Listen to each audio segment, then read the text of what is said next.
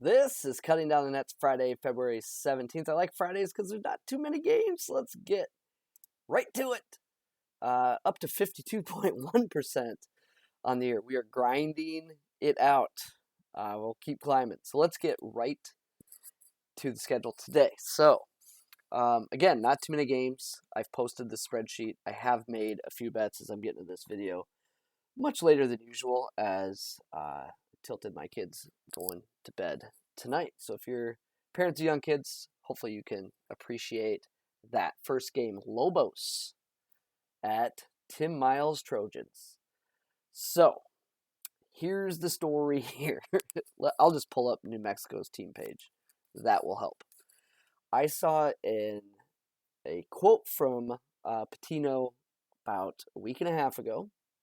Might have been posted on Twitter. I don't remember what it was, but basically Patino said, I don't know why our three-point defense is so elite. We're not necessarily tall. We don't necessarily focus on it. It's just like, it's kind of crazy type of thing. Well, Richard, this is what they were doing on three-point defense about when that quote came out. And this is the last 5 games. So I think he was right. I mean, basically what he was trying to tell us is like, I think we are getting incredibly lucky with our three-point defense. Now, what's that mean? You look at all these 80s and 90s for adjusted defensive efficiency. That's what goes into the projections I make.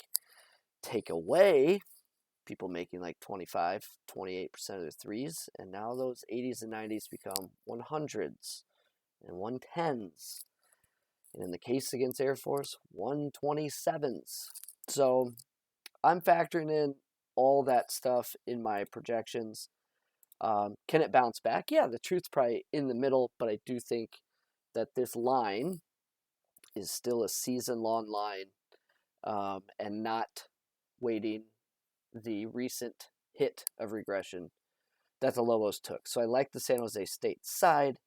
Haven't played that yet. Likely will. Just kind of curious if people want to jump on the Lobos as stopping the bleeding or something. So yeah, something to think about. Okay, Brown Princeton Ivy League. Paddy about a point. Shot quality about a possession, and we're getting 2+ here. So something I thought stood out here was the Princeton side. You're going to see something very, very similar to the Lobos. So much green for 2/3 of the season. Starts to wear off, and what do you see? You see the 80s and 90s become the 120s, the 130s. So that's probably a bit too high, but that's why I have median projections as well. Both teams hit about half their shots in the first meeting, and it ended up being a Brown victory. So I'm on the Brown side. Only reason I haven't bet that is Bookmaker has a 7 right now. I don't have any money at Bookmaker, so I can't place that bet. So I'm curious if anyone else shows a 7. I would love that, but there's 6.5s everywhere as of 10:40 Central Time. Harvard, Columbia. Columbia's been real bad, so I get the data, and sometimes you just have to say, look, I'm not playing that team. I kind of got that way with Cal and Minnesota earlier, but this team is 340th in 2-point percentage, 348th in 3-point percentage. But don't worry, they also turn the ball over, and they don't get any offensive rebounds. So it's just a really, really tough team to back. No, I don't think Harvard should be laying 3 possessions versus many teams on the planet on the road. But man, I can't go there with Columbia. Can't do it. Next Ivy game. Yale and Penn. Paddy median has Penn by like 5.5, whereas Paddy's at about 1. Shot quality, KenPom, all that's kind of in line with the line. So most would say there's not much value on that game, but I do think it's kind of interesting. We'll look at the Yale profile, show you why that spike exists. You can clearly spot the spike real quickly when looking at adjusted offense. 135.9, they didn't have any other game above 120 basically, and even that 120 is potentially an outlier. Like 115 is probably their real ceiling. So why 135.9? What happened? Well, they went 14 out of 21 from three. So I like the median number here. I think it makes sense. It also takes away that 115 and gives them kind of a good spread there. So I don't know.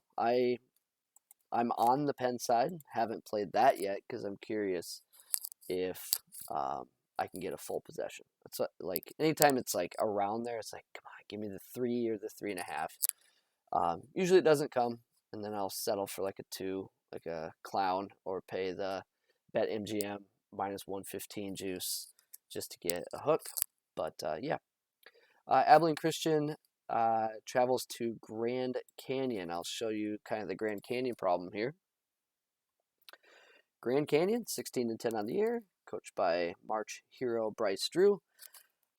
Yes, we have some defensive struggles here. Those defensive struggles are certainly tied to this stretch of very poor three-point defense, which was coming after, again, half a season of no one making a shot against you. But that's not the full reason I'm on them. For me, it's a situational spot. They traveled up to Seattle last Saturday.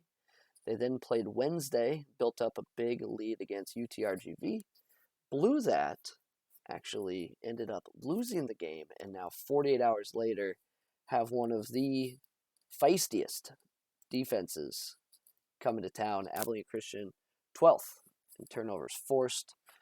Just don't think that's the like, hey, haven't had much of a break lately. Kind of been a rough week, so let's bring like the most aggressive defense in the league to our home. So yeah, I just like the situational spot there. So I have played Abilene Christian. Again, noted all the schedule concerns there. Manhattan and Iona. So Iona has fixed their woes. They're kind of back, but this number feels a bit high. So the only reason I haven't played that is I think there's a lot of extra chances through turnovers and offensive rebounds for Iona in this spot. You can look at that matchup if you like, but yeah, it looks like Iona could get 33% of their misses. It looks like they could force 20% turnovers. That's just a lot of extra opportunities, a lot of extra shot attempts, and certainly a big number, but they're at home. They're playing better, seem refocused, probably enough to sit that out. Dartmouth and Cornell is next. Cornell, I played a lot of Cornell early. Clearly got lucky with it, because if you look at Cornell here, nothing's wrong with them. They've slipped a little bit, so they are 126th right now. They were in the 100s for like the last 5 games, low 100s. So just look at this flow here. So you have elite shot making. This is a very good shooting team that's just cold right now. I think they have proven the body of work and the type of offense they run that they could bring that back. 6 out of 28 is a really weird outcome. And then the flow here of, hey, this stretch here is when they were doing really good. And then this became red as teams hit more three-pointers against them. So on paper, like, it's fine. Like, I could see myself getting talked into Dartmouth, but yeah, with the shooting ability of Cornell back at the home gym, I don't think it's worth going there for me. Air Force and Wyoming played a 3.5 there. Low possession game. Wyoming's short-handed, but they certainly seem like refocused after dismissing a few of their transfer players, so we'll see if that kind of sticks. Don't feel great about that. I don't like laying points in such a low possession game, but Paddy's in that 7 to 8 shot qualities. Like, look, man, I'll take it. So played it. Last one, Dayton and the Ramblers, Loyola Chicago. So number one thing to look at when deciding what to do with Loyola Chicago is their opponent forcing turnovers or not. Dayton, 297th in turnover forced. So that certainly makes that more attractive. On an individual basis, Malachi Smith actually a pretty good defender, so he could cause some problems, but I like that as a whole, Dayton's not applying an insane amount of pressure. So that's what Friday looks like for me. I've played 3 of these 4. Again, I mentioned that there was a 7 floating out there that I did not have access to with Browns. That's why I'm kind of monitoring. And then likely go San Jose State and Penn for a 6-game card. So that's Friday. I wish you the best of luck. Saturday's video will be a little different. I'm going to be traveling, so I'll do a very early video with openers.